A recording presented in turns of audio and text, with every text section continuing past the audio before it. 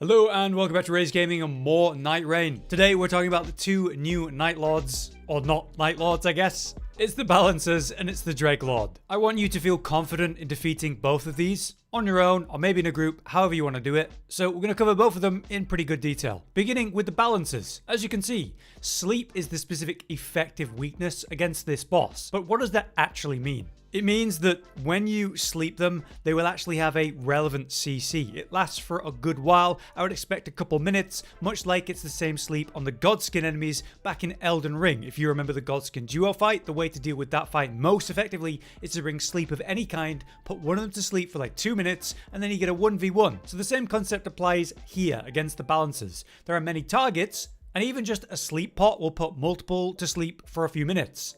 Those are AoE, so it's very doable. Obviously, a sleep weapon would make this very easy. Other utility will work, even if it's something temporary like a grease, just to put a couple of them to sleep. The balanced boss fight is about overwhelming you, throwing many enemies at you at once. So let's cover each mechanic, but keep in mind that even basic weapons can cause a small stagger against the weaker balanced enemies. Larger weapons will have proper stagger potential though, and really interrupt them, especially in solo where their breakpoints are lower. So for your basic enemies, we have, say, the line spear spawns, which they'll do from range. You just roll sideways out of that. They have the channel circle AoE. You have time pretty much every time to sprint or double roll backwards out of that. They have basic combos of like a 1-hit or a 2-hit, very slow and obvious. But they do have one special attack combo, the thrust combo. They also lock into you and close the gap, so you must be careful. So they prepare a thrust and jump towards you multiple times in a row. And to avoid this, you just want to roll into the first 2 hits. Get around them and get behind them, and then they'll attack the air. So you have to play it safe against these guys in case they pull this one out.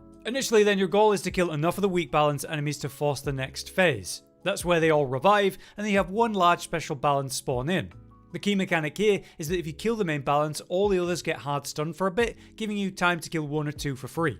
So it is a good idea to focus first for that reason, especially in solo where posture breaks are easier to achieve.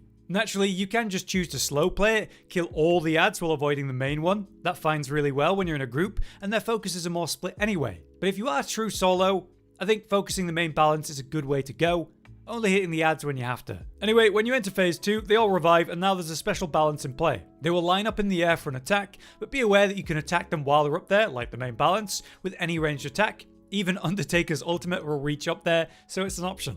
The smaller balances will create shockwave lines though. Sprinting sideways and away from the main harmony is a great way to deal with this.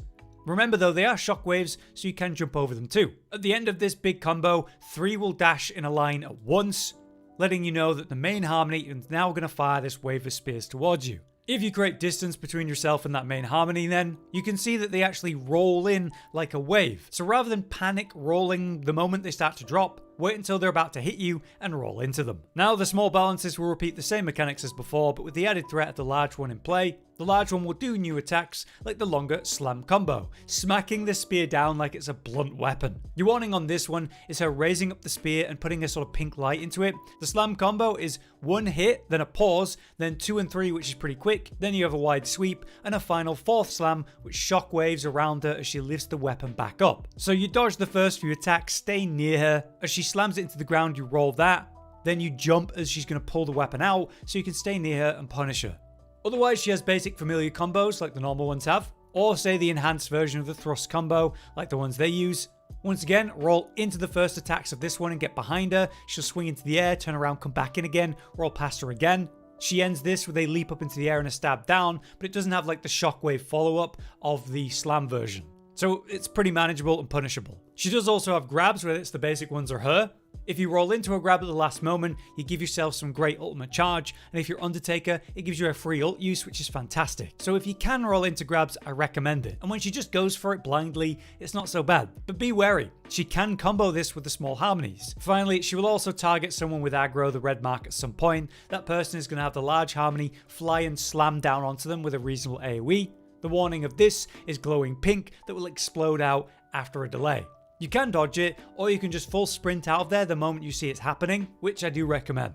When you defeat the large balance then, you will reset the fight at a certain point. They'll revive, go into the air, do the sky dashes again. until eventually you take them down. Once again, in that context, sprint away from the main balance, run sideways away from the shockwaves, jump them if you need to, far from her super when she does the wave of spears, and roll into them as they're about to hit you. But yeah, that's really it. I do think this is easier in solo purely for the smaller health pool of the adds and the much lower posture, so you can interrupt them with basic hits. Colossal weapons, or big weapons in general, I think are really good for this fight. Next then, that brings us to the Dreglord, which is apparently with no effective weakness. Now every boss comes with unique weaknesses, like there's a specific thing that you can bring to them, like fire or whatever, but there's another aspect of it, which is that they have a secondary weakness that could be a great idea in most cases. So maybe the obvious holy weakness is there, but then magic will also be a great choice, that kind of thing. Right now we don't know that for the balancers or Dreglord, but with there not being an effective weakness for the Dreglord, it might just not have one. But until there's a data mine, we can't know for sure, so I'm just acknowledging that. Irrelevant of that, he uses Scarlet Rot. So yeah, you can get Scarlet Rot resistance, such as the Scarlet Rot Forest buff in that specific shifting earth. If you have it or force it with the Collector's Signboard before you do the run with the Dreglord, it's a really good idea. You'll be fully immune to the Scarlet Rot throughout all of Phase 1, which is really handy and lets you ignore that mechanic largely. However, he will literally strip that buff from you in Phase 2, which is a crazy concept, but one that I figure you probably want to know if you're thinking about trying that. I still think it's worth it, because ultimately, the new map is pretty harsh compared to the original. The Rotten Woods is a super easy shifting earth, and that buff will make Phase 1 a lot easier, so it's up to you. But let's get into it, starting with Phase 1 and the moveset. He will use a mix of fist and club to attack you. Slow slams and swings, easy to avoid by rolling through and to his back, so try to do that every time. His most interesting move here is the meatball creation, a red ball of flesh that he creates. So as he charges this up, you can back out of it, and then let him slam as he does it twice close range. Super easy in this context. Next you have ad spawning, which are basic guys that aren't a big deal that try to spread Scarlet Rot onto you. They can try to grab you or harass you, but they're not much of a threat. They can be a useful resource though for you building positive effects, chain attacks, ultimate art if you need it. But the Dreglord can actually hurt them. When he creates the next meatball, he's gonna pull in, right? And he will consume the ads in the process, enhancing it. You'll see how many he's currently absorbed via the health bar buff and the number it has. So you could clear out the ads to prevent that. I have been killing them on some runs, or not plenty, I just ignore them. But I have noticed that when he enhances up, consumes, he has increased range and threat with the ball, so it's something to think about. He does also have a sort of super absorb, where he generates a pillar under himself and really pulls in. This will pull in all close targets, so run away from that the moment it starts. With that, he holds a huge meatball above his head instead of slamming or throwing it. So he lifts it up slowly, and then after a moment he shifts his shoulder and heaves it into the air. That's when it explodes, plus there'll be a red flare right as that happens.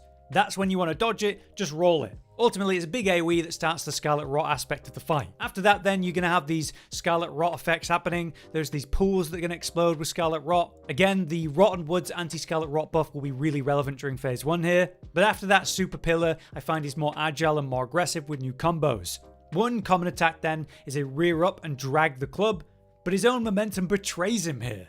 As he moves away from the target, when you roll the first attack, you move behind him again. He'll just be swinging around, missing every attack. During this part of the fight, the small ads will begin to transform. Some will be bigger, more annoying. Others will be different, turning into Scarlet Rot style worm faces. Manage them how you want or ignore them. But he will consume these during the pull-ins for the big meatballs. When he consumes them, especially the big ones, it seems to really enhance him. So for this, you can again outrange it, or you can roll as he slams into the ground. It just has bigger AoE now when he's consumed ads. If you go too far away, he throws the ball at you, and I find that harder to deal with. So mid-range, rolling into that second slam and punishing him, that's what I like to do.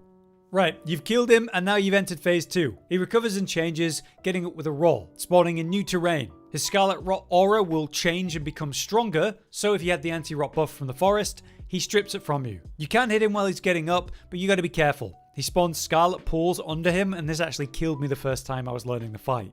When up and fighting, you're going to find he's more agile and quite a bit floaty. He will now dash towards you for different combos, jumping into the air and slamming on you, missing less in general per attack. There is still a nice delay on attacks, as he pulls his arm out to the side, then swings it, or jumps, then slams down, so you have those pauses. But be aware the combos are going to be longer, and the free window of punish is shorter. During this phase, he will mark someone with a roar, and that target will enjoy a long combo where he dashes around and flips back and slams on them, closing the distance over and over. Don't run, but as usual, roll into the attack, go behind him. Let him swing into nothing, recover, come back for you, roll past and into him again. This ends with a meatball style slam if he's charged up, so he'll jump down and slam down with a Scarlet Rot AoE. Simply roll the landing moment, and then you can punish him. He does do one sneaky fast attack in this phase, kind of like a pocket sand style of attack where he flings rot at you. Good luck reacting to that. But eventually, about half health or less, you deal with his super move. He roars, which will stagger you but doesn't really hurt, and you can attack him during that. And he begins to spawn huge pillars everywhere, then leaping to them, and either dashing past you to another pillar to come back around and dash again, or slam onto the target with a super meatball, which explodes with Scarlet Rot the moment it hits the ground, but then he'll slam it a second time, so you need to dodge roll both timings. If you get hit by the first one, it's a good idea to just stay on the ground and ignore the second. There's also reverbs of these that spread out at longer distances, so outranging it could be an idea, but you still have to deal with it. From here, I've also noticed enhanced combos that feature the meatball slam at the end of them. So the moment you see that meatball, expect a big AoE, you have to roll it. He can do the slam twice in a row though, so you gotta be ready for that. During this time, he will still do the huge pull in and pull up, creating a huge pillar underneath him. So again, run away from that as soon as possible, and prepare for the huge AoE that occurs as he lifts the ball over his head as he shoves the shoulder up. Another one to look out then is the other version that uses the pillars that I call sort of the triple drive-by. He pulls the pillars out, hops onto the side of one, and then dashes towards his target, then lands on a different pillar and does it again and again, eventually landing with the meatball slam with big AoE reverbs around it. Pretty cool attack, just roll into it as he comes towards you, or maybe parry if you dare it. But yeah, that covers it for the 2 new bosses and all the details of the mechanics that I wanted to talk about, whatever advice I could give you. If you guys have more tips and advice, anything not mentioned today, then please let us know in the comments. But until next time, I've been Hollow, you've been you, and thank you for watching. Josh, Cotton, and Hollow with the videos, dropping the humor like a hammer on your tippy toes, bringing entertainment on a daily arrangement to take our insanity and turn it into entertainment. Yes, I said entertainment twice, to reiterate that it is nice to look into your faces on a mostly daily basis when you let us in your homes to make the whole world a stage. Goodbye.